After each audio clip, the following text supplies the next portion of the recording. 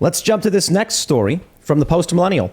FBI flags slang terms Chad, based, red-pilled, it's over to target racially motivated violent extremists. The FBI's Domestic Terrorism Reference Guide on Involuntary Celibate Violent Extremists offer a threat overview for incels that aims to identify them by the slang they use. So you thought Biden's 50 Cent Army was bad. Yeah. You're going to have a whole bunch of crackpot woke cultists getting paid to promote Democrats. Now, the feds are going to be targeting you if you say things like based. And that's one of the reasons your former guest, Vivek, wants to eliminate the FBI. One of the many reasons he wants to eliminate the FBI. I love that. I'm like, wow, this guy's... It's pretty hardcore. You know, Ron Paul was saying that many decades ago. He was saying that 30 years ago. And I think there was individuals even before that, at the very beginning of the FBI, they have a horrible record, especially with J. Edgar Hoover, especially with what they did to JFK, what they did to MLK, what they did to Malcolm X, what they did with MK Ultra. Holy cow. If you look at this agency, there needs to be some oversight. There needs to be some accountability. There was just a new disclosure happening with the Proud Boys trial with January 6th. And people just found out that out of the 13 Proud Boys, 8 of them were paid FBI informants. 5 of them are being prosecuted. So that's more federal agents that took part of January 6th, a part of the Proud Boys, than the actual Proud Boys, which is crazy. Those are insane numbers. And then they're hiding and making sure that they're spying on the defense. I mean, what's happening with the January 6th case is just a notion of what's going to be happening to everyone unless we address this and stop it. So this is a very postmodern notion. The idea that power is everywhere and you can use words, and they've done so incredibly, they've been incredibly effective at this. You can use words to change the culture. You can use words and... I mean, think about that. Red pill. I mean, these are not the N word. They're not even remotely close to it. These are words that indicate a condition. Oh, you know, from the Matrix. But it's not that. It's a reference to being part of a subculture. And if the FBI thinks based or Chad, it make you a racially motivated extremist. The left uses base too, though. Exactly. There are 7 words altogether. It was based, red pill, blue pilled, normie, Chad, LARPing, and incel. If that's the criteria that you're using, you're going to be going after everyone. LARPing's a leftist primarily. Wow, LARPing's a role-playing gamer. Exactly. Yeah, but leftists, live action role play. Right. But leftists use LARPing substantially more than people on the right do. To claim that the right is live action role playing their fantasies. This is a big problem with the FBI is having now is they're downstream from social media, from the technology, and all this data can be spoofed. Like if Facebook wants to tell the FBI that you said something you didn't say, they can, and they can make it look like you did in the software. Even the idea that we're living in the United States and that this is an issue at all is insane. That is another reason why there's a legitimacy crisis. Nobody trusts the institutions anymore. It's because it's a global community now. Like we live in the U.S., but this global governance, it's here now. We can say like it's coming, but it's here now. Like it is one unigovernment that's trying to. But the corruption is so in your face, though. When you have a moment in time in history where you say Chad, you're going to be investigated by the FBI, right? If you say it online, you say incel, you say red pill.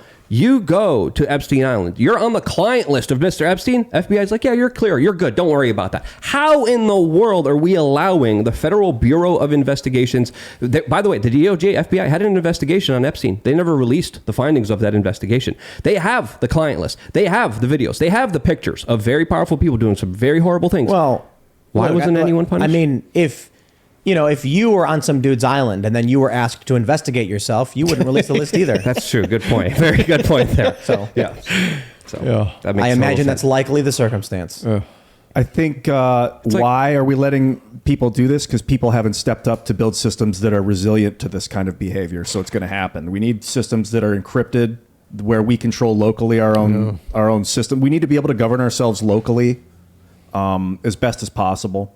When you start building systems like that are not untrackable but challenging to track, I think you're in a better place where the code's readable. But the issue is the FBI, the DOJ have gone after anybody who makes encrypted communications. I feel like they're afraid that there's going to be some sort of revolt or revolution in the States. I hadn't heard that. I encrypt everything.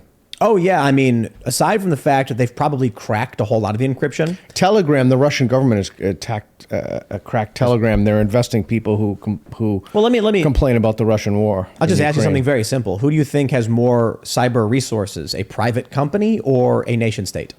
If we're talking, it obviously depends on the nation state, right? Yeah. You know, I think Chiquita Bananas had a good holdover. What was it? What countries was it? Nicaragua? I don't know. I don't think it was. Costa Rica? There are It two was countries. Costa Rica. But anyway, I digress. We're talking about Russia and their military capabilities in terms of cyber warfare. Pretty sure they're going to have more resources than Telegram. And they're going to have a capability to either crack Telegram encryption or simply put, go to the people who run it and then say, here's what you're going to do or else. You know, maybe the CEO of some company goes out for his pick up his newspaper in front of his apartment. When a black van pulls up, guys throw a bag over his head, throw him in, they drive off. Nobody knows it happened. And then he wakes up in a dark room and they're like, you are going to give us a backdoor to all of your encryption or else. And they go, whatever you say. And that's exactly what happened to LavaBit and the founder of LavaBit. I interviewed the guy. It was Edward Snowden's email service that he was using. The feds came to him and says, give us everything on Edward Snowden. Or else. And then he, I believe he printed out 100 pages of the password in very small font and then gave it to the FBI, legally complying with them. And then they had to manually put in the long password to the encryption. And then when they were doing that, I think he deleted the server. He shut the whole company down. Shut the whole company down. And then this is why, you know, this is like in China. This is almost exactly what's happening in China. But here we just have a different face on it. And the more we don't understand this reality, the more we kind of hinder ourselves, because when we look at Facebook, when we look at YouTube, when we look at, you know, as we found out from Twitter, we're not looking at private entities and private corporations. We're looking at government's hand inside of the business directing not only who gets to say whatever they want to say, but who gets to see it, why they get to see it, who gets promoted, who gets demoted. That right there is the power to control people's minds. And that's the power that they're wielding every single day. And people need to realize it more than ever. This story that came out a few weeks ago, or like a week and a half ago, that Elon Musk said there were qualifiers coded into the Twitter system that would identify you as a Democrat, a Republican, or a VIP, or Elon Musk, which was funny and weird that he had his own special category of like, this is Elon, he's tweeting. But they would label you a Democrat or Republican. Like they had that in their system and people were calling that out. How much do you want to bet that if you had the Democrat tag, that was okay that you said that thing about those kids? When that guy posts the picture of the wood chipper with blood coming out during the Covington kid incident, I wonder if he had one of those tags on it and they're like, he's okay. So the thing that's been running through my mind through this conversation is, let's say that somebody who doesn't listen to you tunes in, Tim.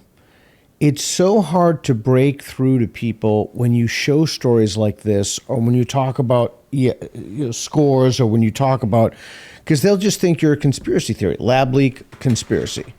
So how do we, the thing that I've been thinking about for quite a while is, how do we reach these people? Like, what is it that we can say, or how do we convey this in a way that makes them think, I'll put myself in this case, we are not conspiracy theorists when we talk about this? Oh, this is funny. I mean, look, I use NewsGuard certification for all the sources we use. I know NewsGuard's not good. I know they're biased. They attacked us and then put a bunch of lies about Timcast.com. We still ended up getting a near perfect score. They gave us a strike out of like 10. We got 1 because we quoted Donald Trump. That's it. That's all we did. Yeah. We ran a story. Donald Trump said this. And they went, oh, nope, that's fake news. And I'm like, all we're doing is quoting a guy. But I digress. The point is, when I try and talk to people who are, as I describe, uninitiated, I'm not going to come out right away and start talking about Burisma and Ukraine and all this really crazy stuff. I'll take it really, really light and be like, yeah, that the Trump impeachment, that was, what was it? There's that video of Joe Biden saying that he was threatening to withhold congressionally approved aid, which was illegal or something like that. Real light approach. And then if they say, what? I don't know anything about that. I'll be like, oh, here, I'll show you. And then you just pull up a NPR or some other news source and be like, I don't know, read it. You tell me what you think. I usually take that approach. I'll say, here's the story.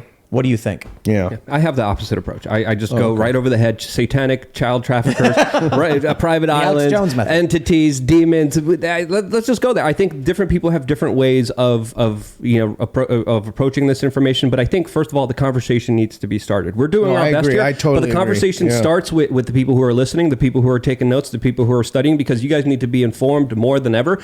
And it's the game's rigged on social media. The game's rigged here. The game's rigged everywhere online, but it's not in real life. This is why, again, I'm not just trying to be a shill here, but I've been a big proponent of t-shirts. I've been a big proponent of people talking to their family members, their friends.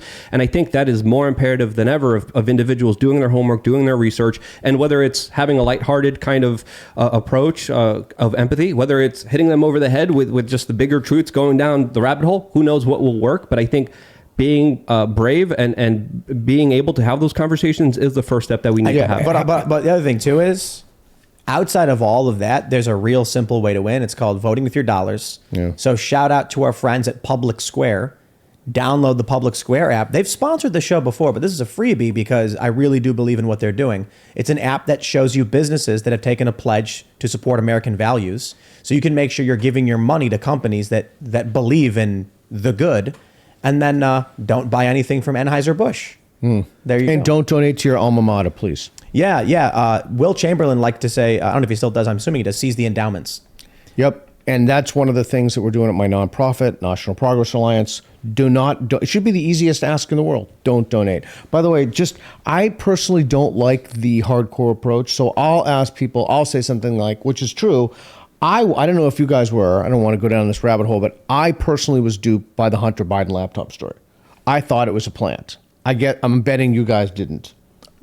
Jury's out for me. I think, wait for facts and proof, and I want proof 3 times before I start to accept something. Luke probably went completely in the other direction. Yeah. And then I was probably in the middle, like, let's figure out where this came from. Yeah, so the way that I try to reach people is I'll say, I'll put it on myself. I fell for that. What were you thinking about that? And then I'll say, well, which is also true, I didn't really know whether or not it was a lab leak hypothesis, but the lab leak hypothesis is true. But all these people said, people who were in authority, people who were supposed to be trusted, I believe them and I was wrong. In other words, like, I was wrong, maybe they were wrong, I was wrong. But what about this? What about this? So if you can undermine their confidence in things in the past, they can make their own conclusions about whether or not. I think the best thing you do is be genuine. And if you believe something, say you actually believe in those things. And I think living your life as an example, being like, hey, I don't do this. I don't support this. I don't want my money going towards this. I don't want to spend my time investing in these really bad people that are connected to these really awful people with these chemicals and this thing and that thing. And again, it's all personable. So if you're seeing someone who's very kind of sensitive, who's very kind of introvert, you obviously don't do my method. You obviously use Tim's method. But if you see someone who is open-minded, someone eager, obviously you just beat them over the head straight down the rabbit hole. I like to steel man the opposition. I kind of take that role on this show. A lot of times people in the audience think I'm like an idiot, but like I will act as if we are wrong, and I will give you. Yeah, it's so important to do that, and it's also so unfortunate that you have to. It's so unfortunate that woke people will not have conversations with you. They will not engage in discussion, dialogue, smart ones debate. Understand why they can't. Well, 100%, because they have not. It's such a bankrupt ideology, and the people forwarding it have profoundly mediocre minds. Well, it's not that; it's that there is no ideology. So what do you mean? So, I mean, this is my consistent position on what wokeness is. Wokeness is the modern left liberal culture formulated by social media algorithms. It is characterized by cult-like adherence to liberal social orthodoxy. That's all it is. Thanks for watching this clip from the Timcast IRL podcast. Hang out with us live Monday through Friday at 8 p.m. and become a member over at timcast.com for uncensored, members-only shows exclusive. Thanks for hanging out, and we'll see you all next time.